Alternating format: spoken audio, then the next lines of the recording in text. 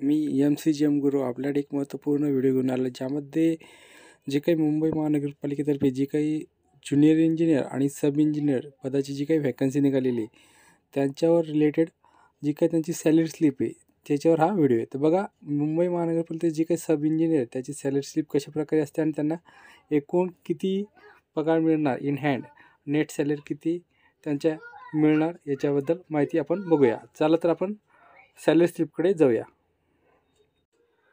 येथे आपण बघू शकता मुंबई महानगरपालिकेतील जी काही सब इंजिनियरची सॅलरी स्लिप आहे अशा प्रकारे असते. इथे सर्वात वर मुंबई महानगरपालिका लिहिलेलं असतं. त्यानंतर खाली ज्या महिन्याची सॅलरी स्लिप आहे त्याचा याच्यात उल्लेख असतो.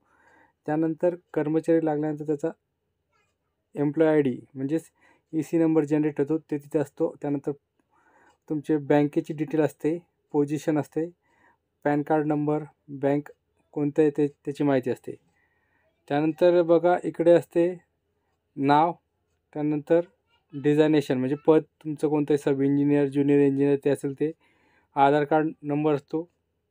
त्यानंतर तो महिना 31 दिवसाचा आहे, 30 दिवसाचा त्याची माहिती असते, अकाउंट नंबर आणि डिपार्टमेंटचं नाव, कोणत्या डिपार्टमेंटला ते जॉईन झालेले त्याच्याबद्दल ही बेसिक माहिती वर असते. अशा प्रकारची ही झाली सब इंजिनियरची बेसिक माहिती. त्यानंतर सब इंजिनियरचं बेसिक असतं बघा 44,900 रुपये.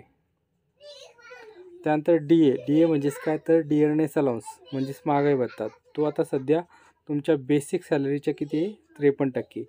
तर 44,900 रुपयाचे 53% येतात 23,797 रुपये. त्यानंतर TA म्हणजे काय तर ट्रॅव्हलिंग अलाउन्स बघा तर 2700 रुपये ट्रॅव्हलिंग अलाउन्स असतो. त्यानंतर HRA आता मुंबई महानगरपालिकेतील कर्मचाऱ्यांसाठी HRA हा जवळपास सॅलरीच्या 30% झालेला आहे. बेसिकच्या तुमच्या 30%, तो किती होतो 13,470. अशा प्रकारे याची जेव्हा टोटल करेल तर तुमची टोटल सॅलरी बघा किती ते 84,867 रुपये तुम्हाला मिळणार. किती 84,867 रुपये सॅलरी मिळणार. आता कटिंगबद्दल बघूया आपण.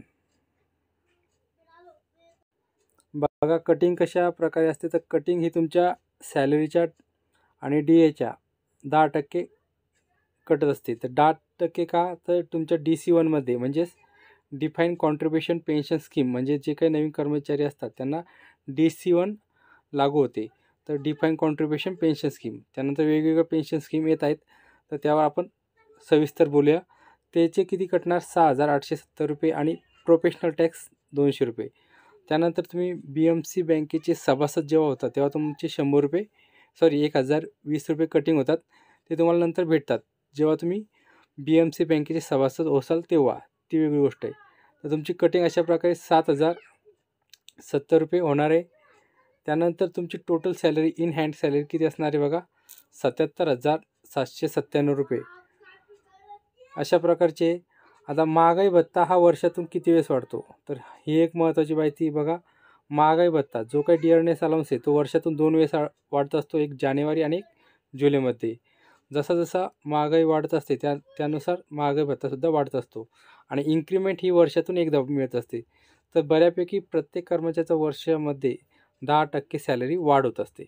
ही तुम्हाला महत्त्वाची माहिती असायला हवी. अशा प्रकारे व्हिडिओ आवडल्यास लाईक करा, शेअर करा, सबस्क्राईब करा. मी MCGM गुरु असेच महत्त्वपूर्ण व्हिडिओ घेऊन येत असतो. धन्यवाद.